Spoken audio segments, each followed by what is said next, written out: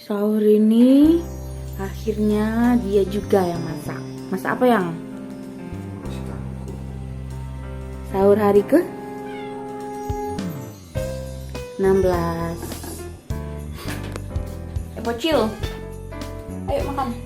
Ayo makan. Ayo cepet.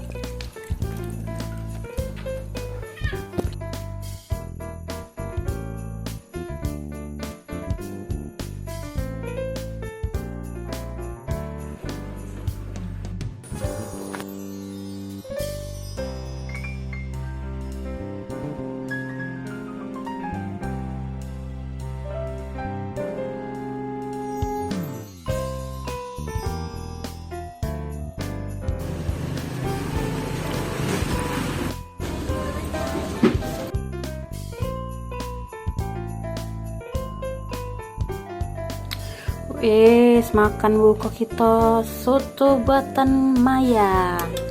Masya Allah, mantapnya. Nambah boleh bejibun, kita buat bejibun penuh.